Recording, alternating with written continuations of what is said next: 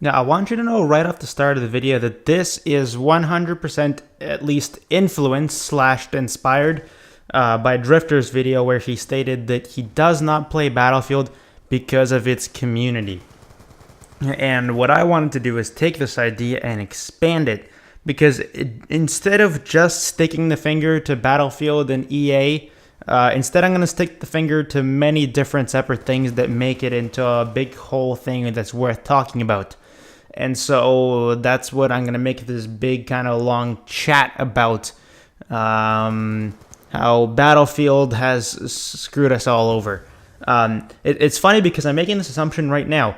The first person to hate on this video, if any hate thus appears, because I don't have that many viewers, but I love all 230 of you that are stupid enough to click the subscribe button.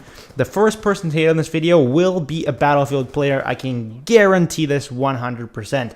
It's just the natural order of things. The way Battlefield players work is that they watch things they don't like on purpose just so they could share their shitty opinion with everybody in the universe. That is exactly how it works every single time, and I'm guaranteeing that's going to be the case again.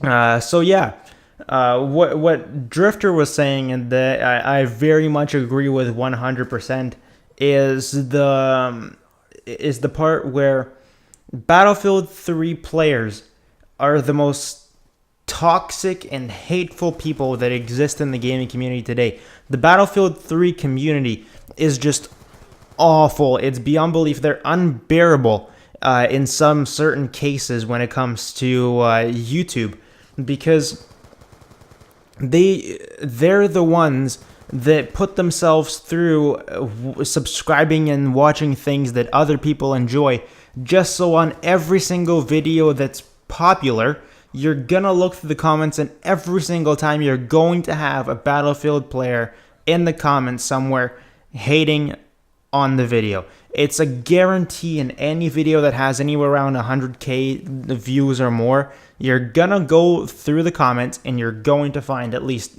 where do the dislikes even come from? You're gonna find a few people that very much dislike the video but watch it just so they could tell everyone about it. It's unreal.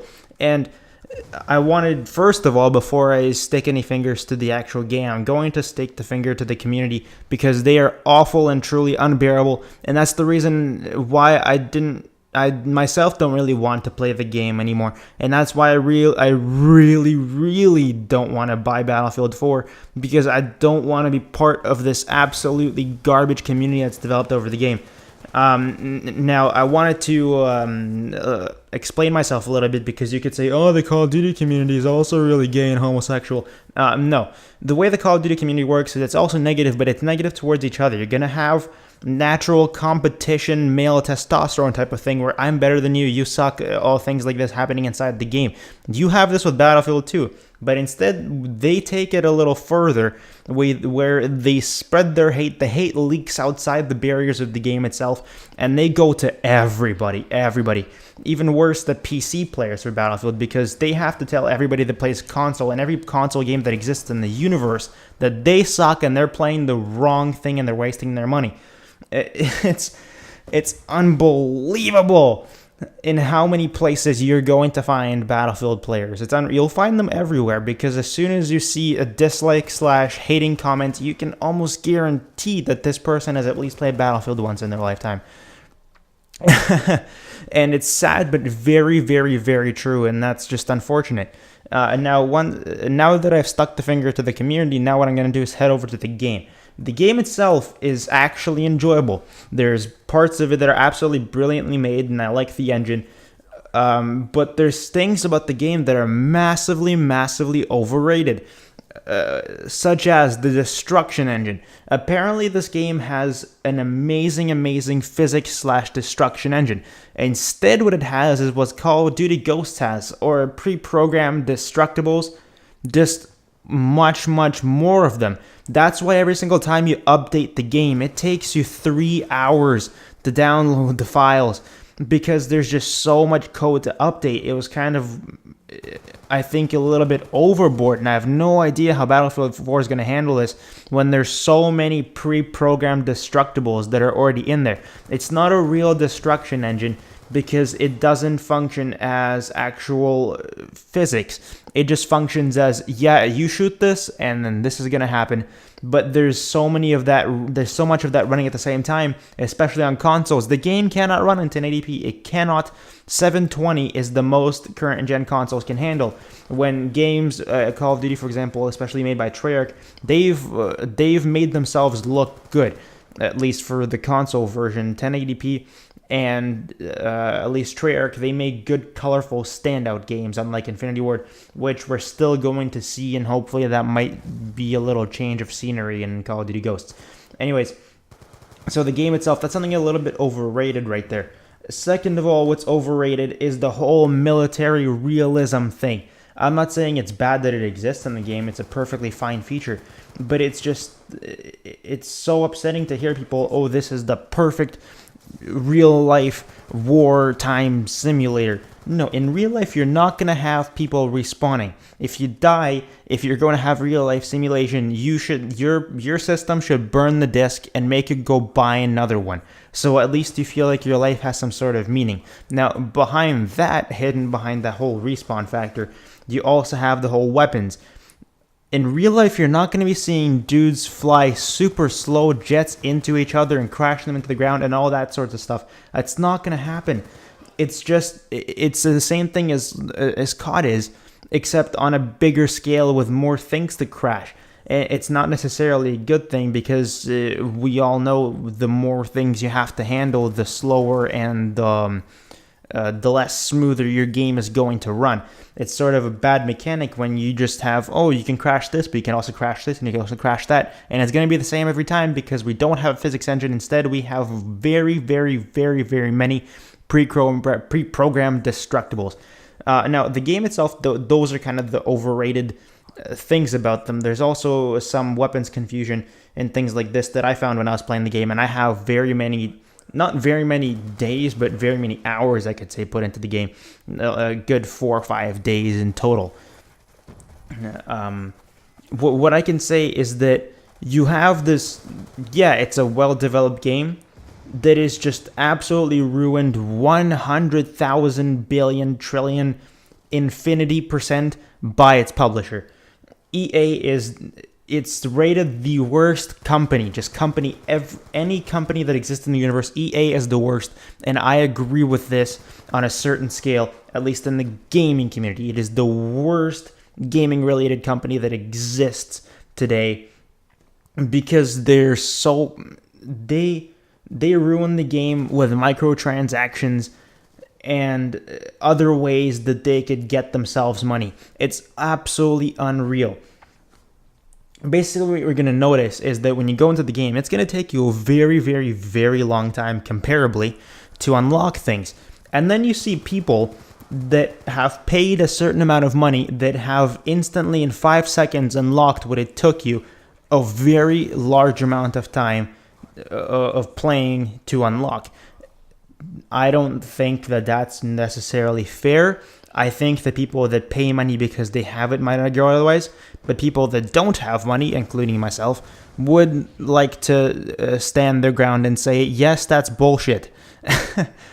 And that's not the worst part. It gets worse because instead of unlocking everything, you can unlock everything for specific little classes.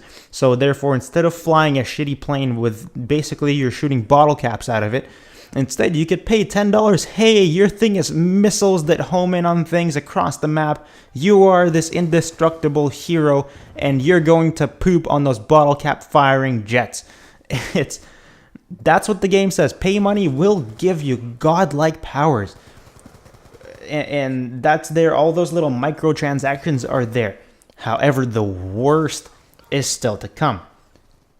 Premium. I just said it, premium. There you go, let it ring twice.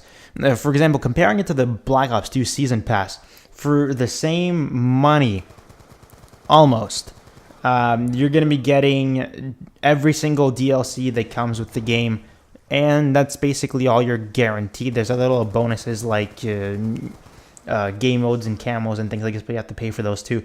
But those are microtransactions that are acceptable. They're things that just make your gun colorful. No, instead what Battlefield does is says, If you pay us double what we ask for the game itself, you are going to unlock 90% of the usable weapons in the game.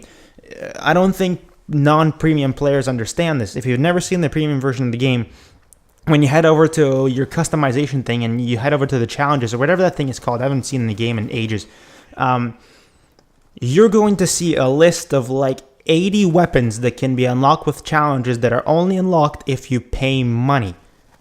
How is that? It renders me speechless.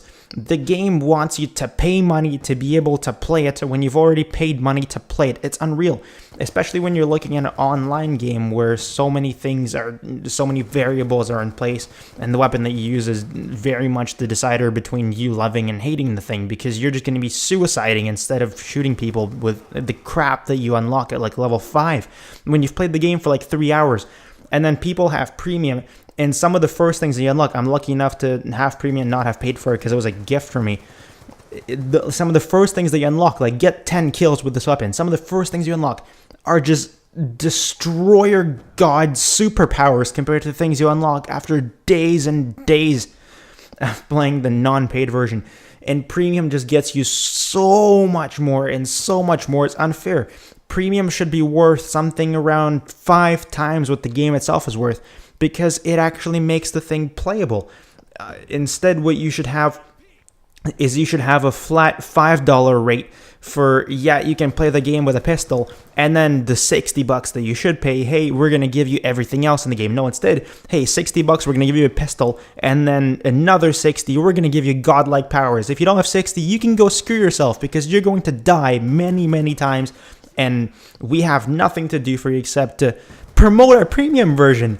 Buy that! All your problems will be solved, and you will have no throwing controls at walls, no broken walls, no broken TVs, no anything, just if you pay us that $60.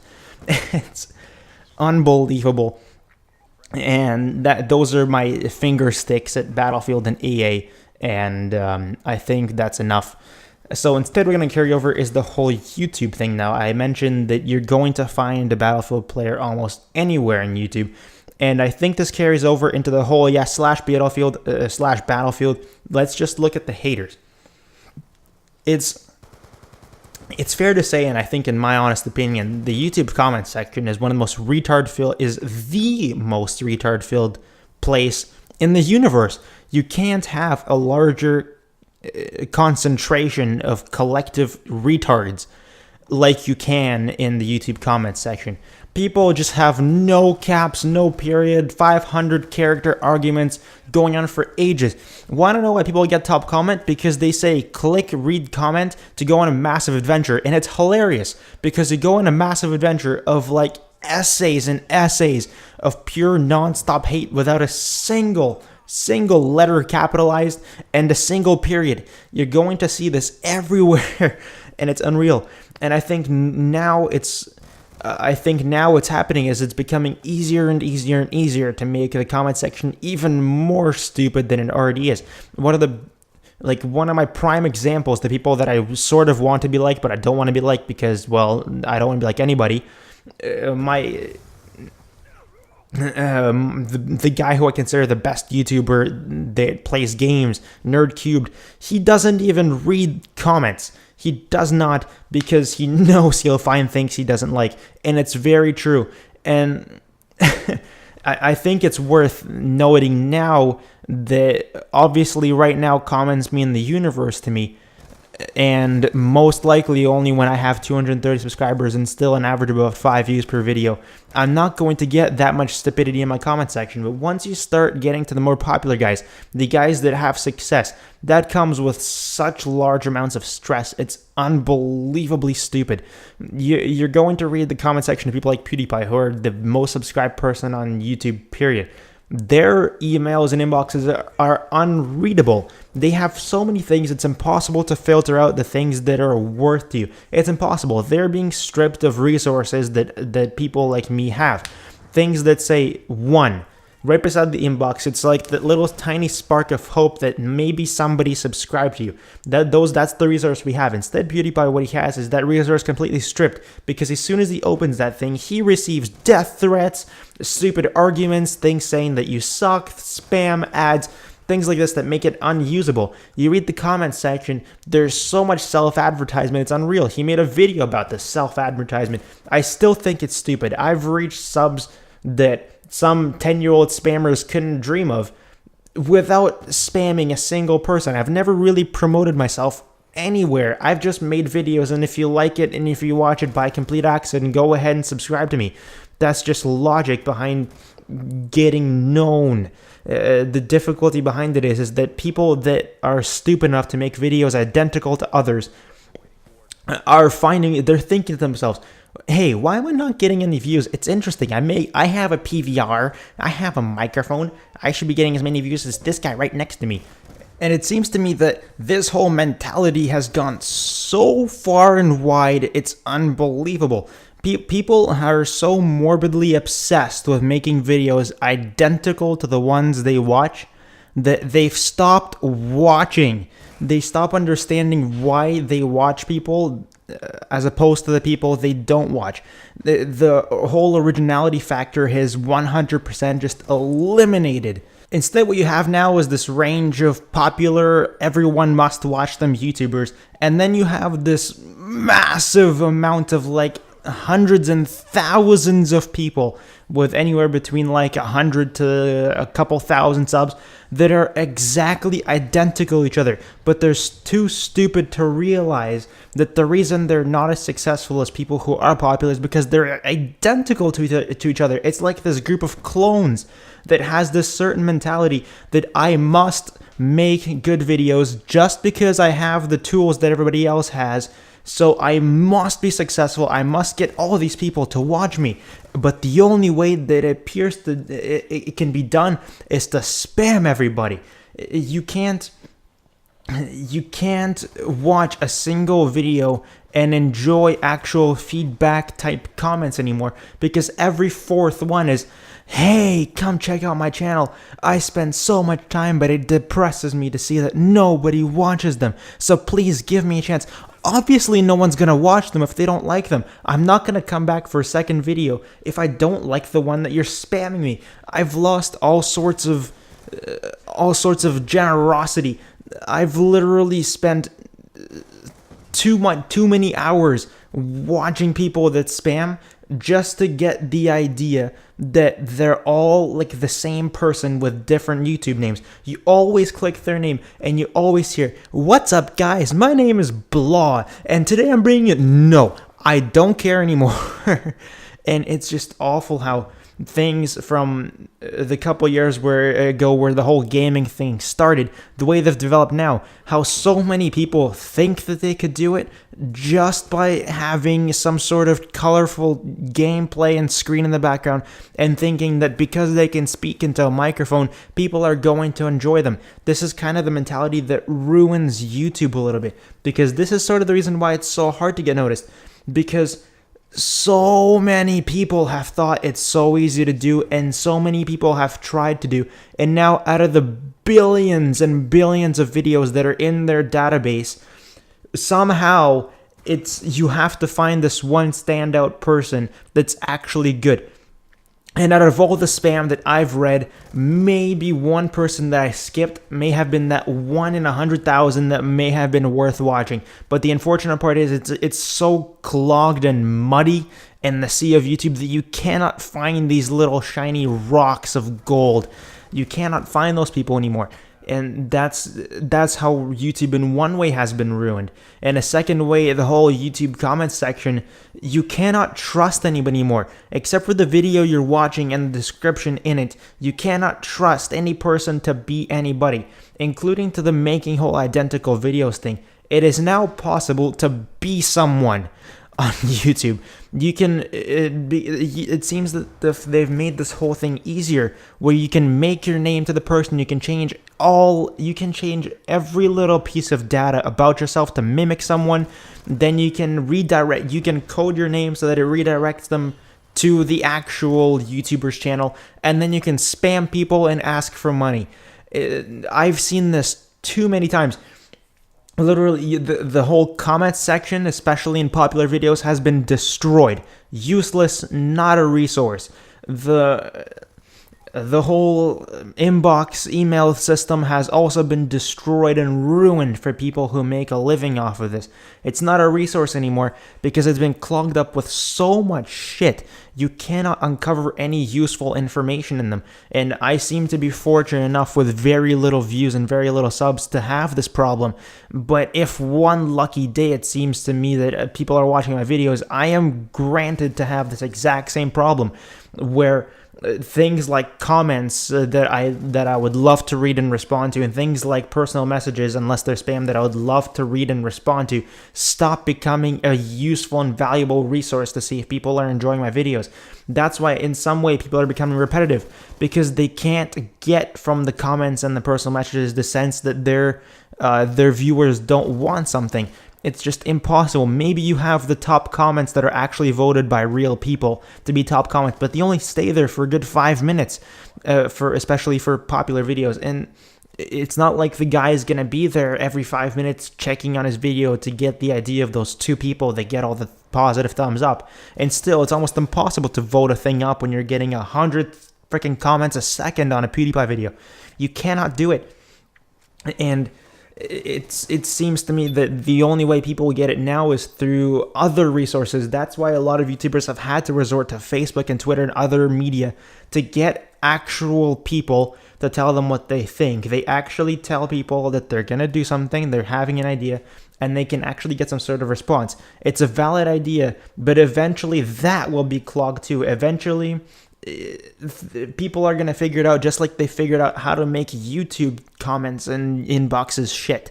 And just like Battlefield 3 tryhards are finding ways to watch videos they don't like just to spread the word, this is the exact same way people are mimicking other people and then spamming themselves on other channels.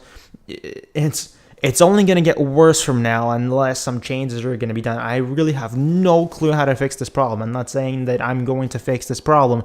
I'm just saying that it exists and you should know that it exists. And in any case whatsoever, do not trust people in the comment section. Just don't read the comments. Write a comment, sure, maybe the guy will see it, but do not, at all costs, do not read the comments, because this is when you're going to argue with retards. And the number one piece of advice that I've ever seen on the internet, period, do not argue with idiots. They bring you down to the level and beat you with experience.